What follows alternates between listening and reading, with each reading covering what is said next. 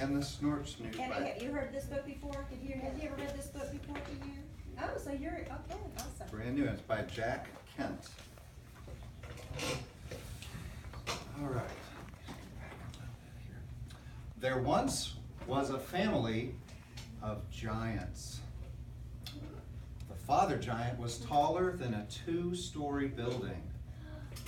The mother giant was almost that tall. And they had a son named Dooley, who wasn't any bigger than you.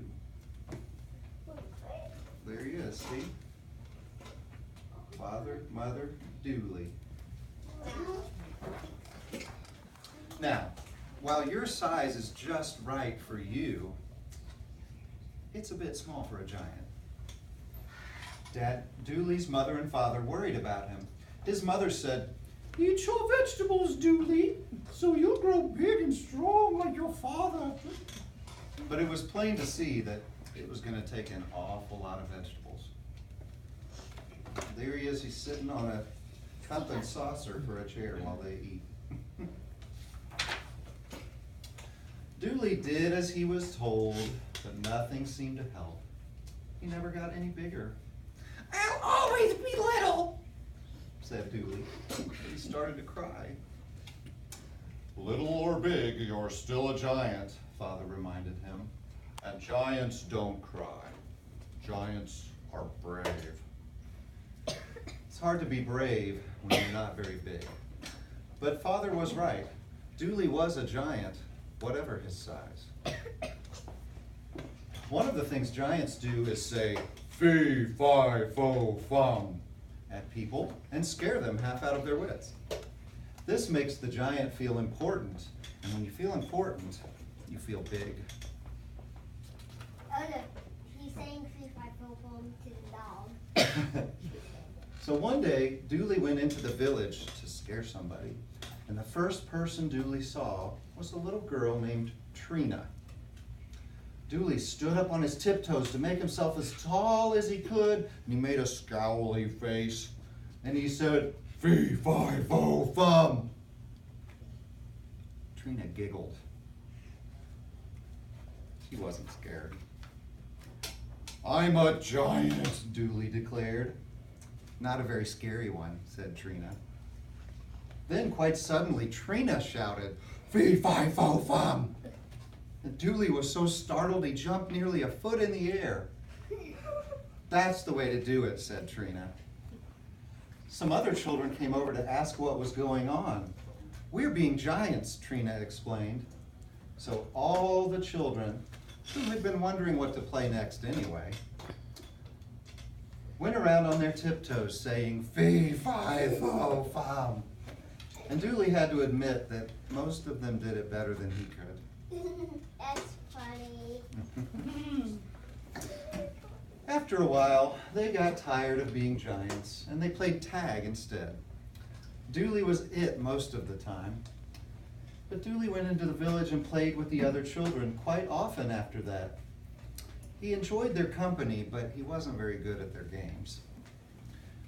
When they played baseball, he was the first one out. When they ran a race, he was the last one in. And when they played hide and go seek, Dooley was always the first one found. He did the best he could, though, and it was fun even if he didn't ever win. But every once in a while, Dooley would remember that he was a giant. And giants like to feel important, so he would say, "Fee, fi, fo, fum." And the children would look up from their games and say, "Not bad, Dooley. Keep trying. Who wants to play blind man's bluff?" But Dooley couldn't help feeling discouraged. This is where it gets good. This picture right here is a Snort Snoot.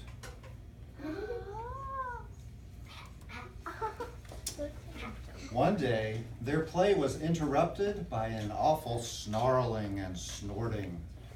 From around the corner came the terrible, snarly Snort Snoot, who eats little children for lunch. Not really. He was gnashing his teeth and thrashing his tail and breathing fire. He was a terrible sight to see. The children turned and ran with the snort-snoots snarling at their heels.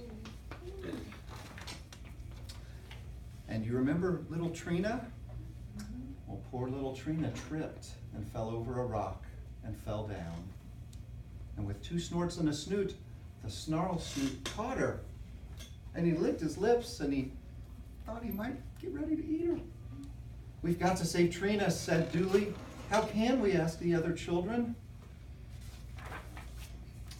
Dooley didn't know how. He was just as frightened as they were. But he ran toward the snort-snoot, determined to do the best he could. And he looked at the snort-snoot's fierce claws and he shivered. And he looked at the snort-snoot's wicked teeth and he quaked. And then he took a deep breath and he stomped on the monster's tail. And the snort-snoot gave a bellow, "Oh!" and he dropped Trina. He scowled a terrible scowl, and he growled a terrible growl. And he turned and went after Dooley. And one lunch was as good as another, he thought. He would eat Dooley instead of Trina, and he's pretty close. Dooley started to run, but then he remembered. He was a giant. And giants are brave. Giants don't run from snort-snoots, no matter how snarly. So Dooley stopped running, and he stood still. The snort-snoot opened his mouth, thinking he would gobble Dooley whole, but all of a sudden Dooley said, "Fee, fi, fo, fum," right in the monster's face. The snort-snoot was so surprised that he forgot to gobble Dooley. Then he remembered, and he opened his mouth again to swallow Dooley, but something remarkable had happened. Dooley had grown almost a foot taller, just like that. So much the better, thought the snort-snoot. He'll make a bigger lunch for me. And the snort-snoot opened his mouth even wider. "Fee, fi, fo, fum," Dooley said again, and he grew another foot, just like that. The snort-snoot opened his mouth as wide as he could, but Dooley was growing too fast. "Fee," said Dooley, and grew 3 feet. "Fi," said Dooley, and grew 4 more. "Fo," said Dooley, and there was no longer any doubt that Dooley was a giant. By the time he reached Fum, Dooley was so big that he could have swallowed the snort-snoot. Now the snort-snoot, who wasn't feeling very snarly anymore, or hungry either, turned and ran and was never heard of again. That's right. Nobody knew for sure what made Dooley grow. His mother said it was because he ate his vegetables, and no doubt that helped. "I think," said Dooley's father, "it was because he did a very big thing." "I think I just grew up because it was time," Dooley said modestly. "Anyway," said Trina, "you were very brave.